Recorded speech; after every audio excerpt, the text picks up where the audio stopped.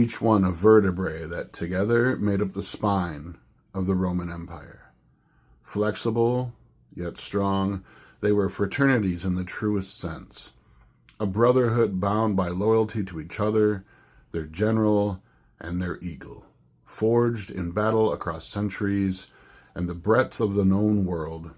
Reformed under Gaius Marius, pushed to their limits by Julius Caesar, and perfected by Octavian Augustus, the first emperor of Rome. Hey everybody, it's Questwise here at the Ages and Empires channel, and today is the beginning of a new series in which we're going to be talking about Rome. I am in my Roman era right now. I've always been an ancients guy.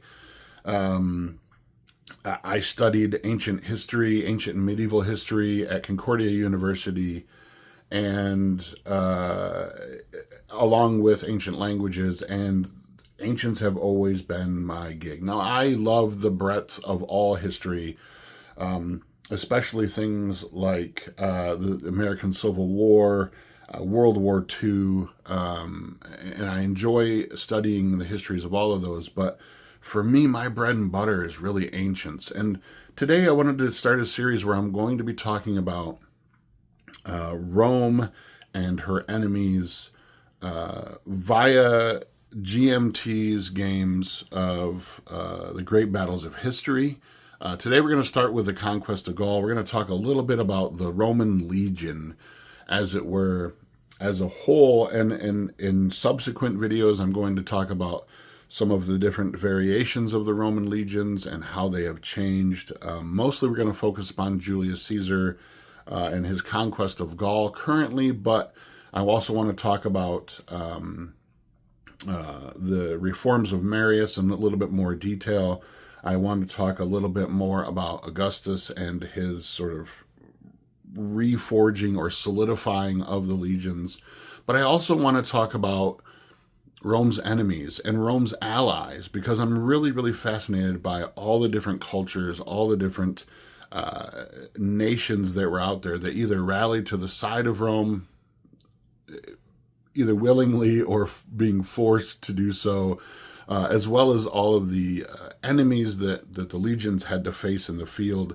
And I kind of want to take a look at that in a cohesive structure, in a variety of videos. But I think there's a lot of fascinating cultures and nations out there that really deserve a little bit more focus when it comes to detailing. And I think will give you a much richer appreciation of the game as you're playing things like Conquest of Gaul or the Caesar Civil Wars or SPQR, or any of those great battles of history series by GMT Games.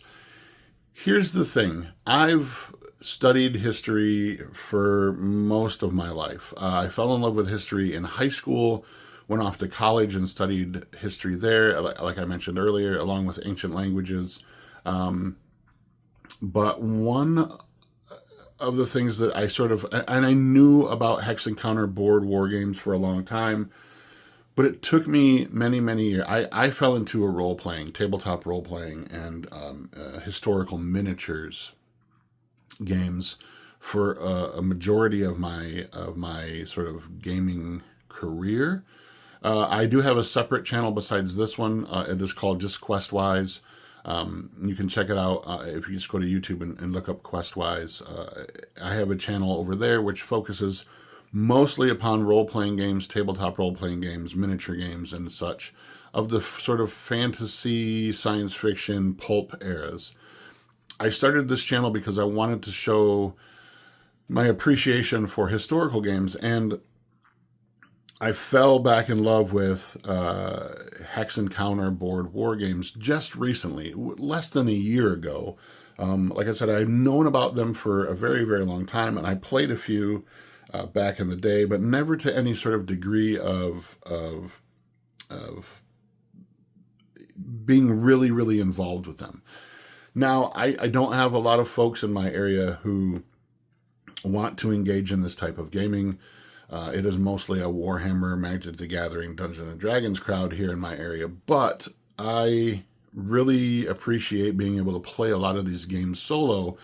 And as I was doing so, it really inspired me to sort of delve back into a deeper study of history.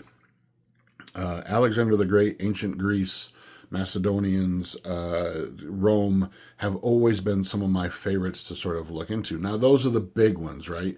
But I also really appreciate smaller, more obscure histories, things like the empires of Egypt and Assyria and Babylonia, as well as a lot of the Gallic tribes as well. We're going to look a little bit later at the Helvetii.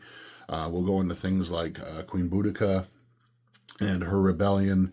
But for today, we're going to be looking at the Legion, and I want to do so using GMT's Great Battles of History series because I found it to be extremely fascinating. And I think what the authors and the game company have done have really captured the feel of a historical battle. But what most importantly is it's driven me to sort of delve deeper into more obscure ideas about the men themselves that made up the Roman legions and the men themselves that sort of supported and ran the Roman legions. So today we're going to talk a little bit about legions, and we're going to talk a little bit about how they functioned, and then at the end of the video we're going to talk about how the game developers and GMT Games have taken those historical ideas, those historical accounts, and have converted them to a way to run this on a tabletop. So first we're going to talk a little bit about the reforms. Gaius Marius took what was citizen armies, basically city-states, and turned them into a war machine. Before the reforms, the legions consisted of citizen militias. They were farmers, they were landowners, which had to supply all their own gear, which made it very chaotic sometimes, right? You had mixtures of sometimes leather armor next to a soldier in chainmail.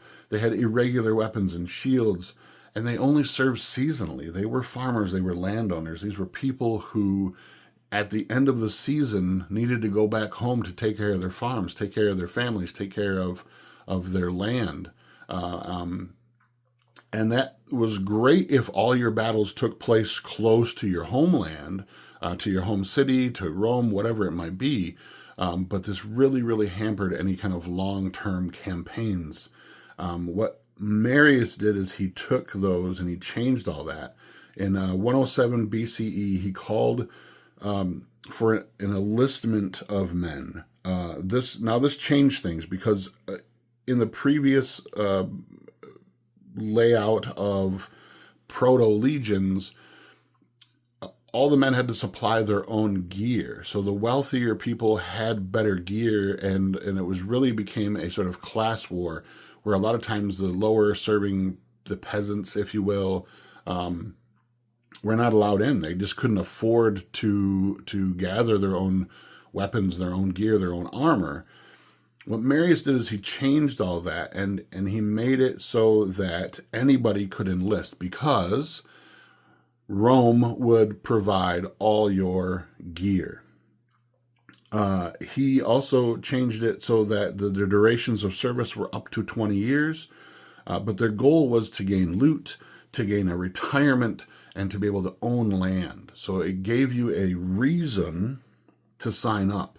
If you were poor and you had no land and your family was starving, whatever, you could sign up as a term of service and go and serve your country. And if you survived, you would end up fairly wealthy, or at least well-to-do.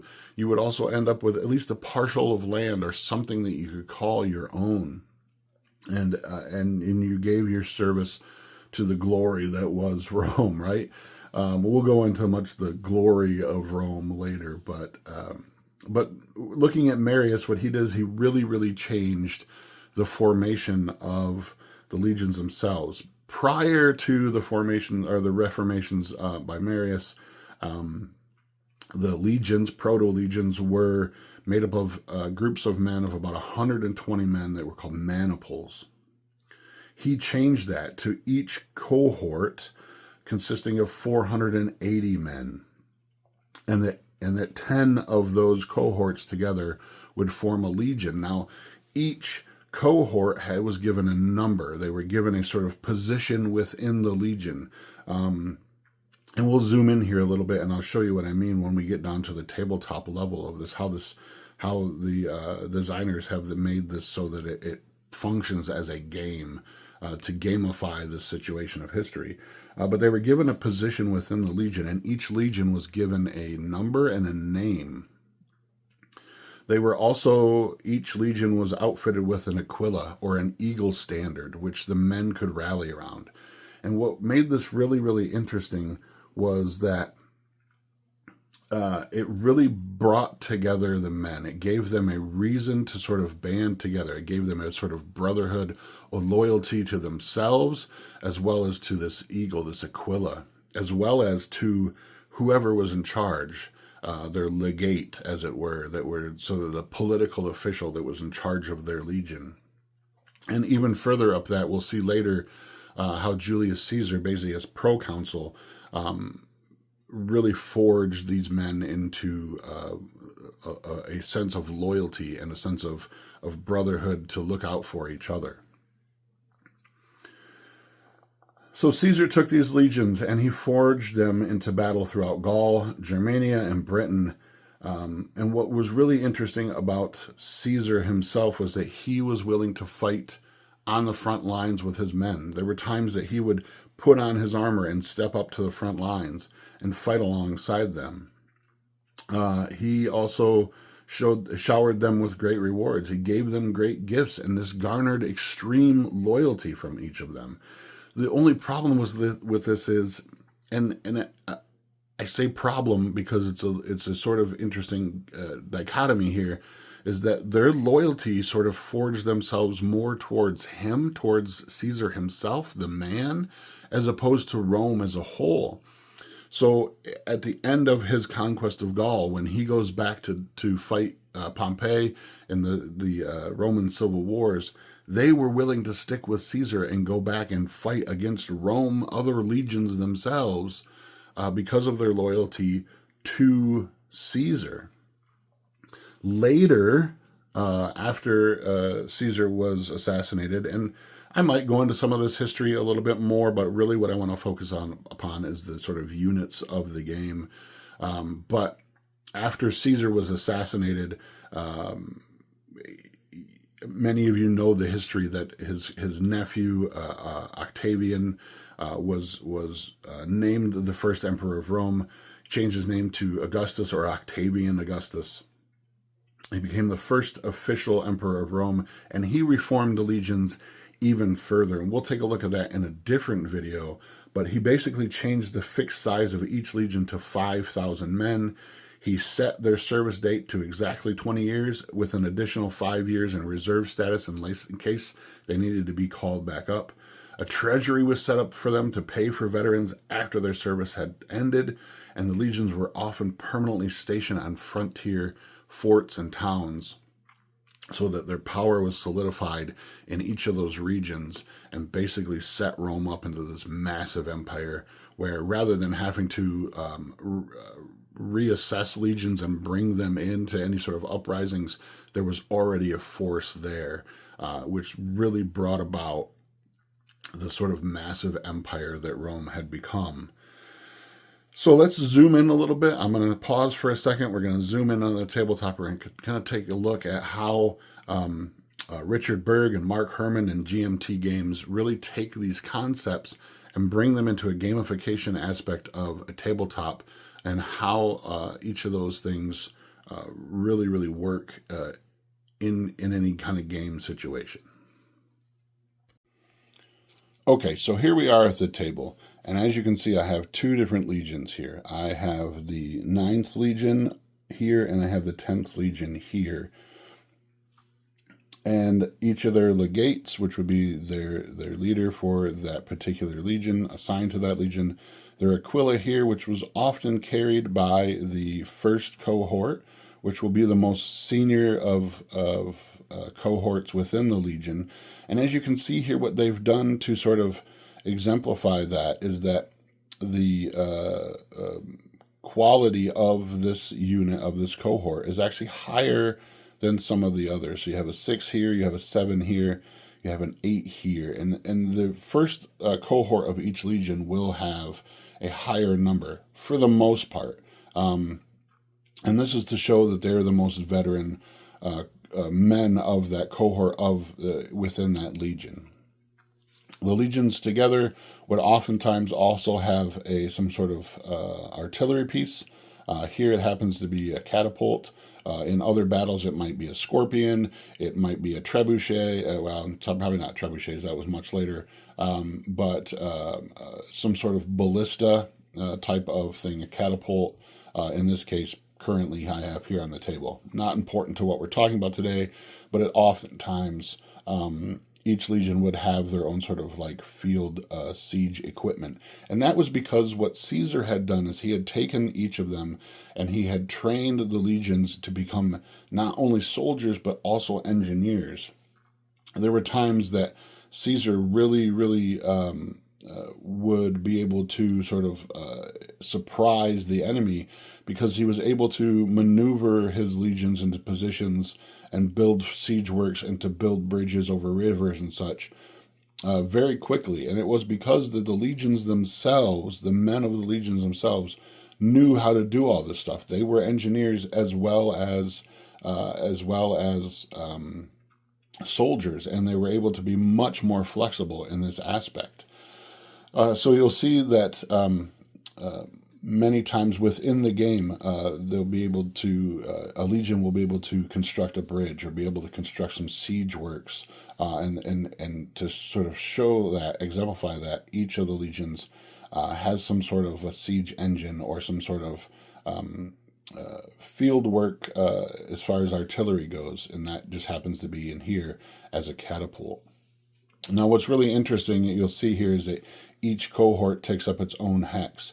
And what this does on the tabletop is it makes each one of these very, very flexible. Now, each legate is able to give either individual commands to certain cohorts within the legion, or they can also give a full legion command, which is very similar to the enemies in that they can give, a lot of times the enemy leaders can give line commands. In this case, the legates can actually give full legion commands, and they're both designated in the rules under the same acronym as LC, which can be a little bit confusing, but just remember that Roman legions give legion commands, and oftentimes enemies such as the barbarians, the Helvetii, whoever they might be, often will give line commands, which are different within the rules, so make sure you pay attention to those types of things. So what's interesting is that because they're sort of broken up in this sort of layout, and a lot of times it would be broken up into these lines. So you would sometimes have 4 cohorts followed by 3 cohorts followed by another 3 cohorts. And what this is, it made the entire legion very flexible. Now, not only does it make it flexible when it comes to terrain on the battlefield, and we really don't have any here. Off to the side here, you can see some trees, which is a little bit more difficult ground. But a lot of times what this will do is it will allow you to move through difficult terrain like hills and swamps and such at a much more efficient pace, because you're not, in previous games such as like the Great Battles of Alexander, where you have phalanxes or hoplite groups that take up 2 hexes, they're a lot less flexible in their ability to traverse different types of terrain. What this also does, though, too, is this really protects you, especially in Gaul. A lot of the barbarian tribesmen used a lot of light infantry as well as cavalry to be able to sort of turn your flanks. What this a unit organization as a cohort built into a larger legion allowed you to do was for the legate to be able to give a legion command or individual commands, where some of these cohorts could actually turn and engage any sort of activity that might be like light infantry, like skirmishers, or cavalry that might try to circumnavigate the legion as a whole. It gave you much more flexibility. The interesting thing about having a proconsul such as Caesar, or sort of having an overall commander, what this allowed you to do was to be able to either give individual commands to other cohorts that may have not activated already, or to sort of command entire legions as a unit.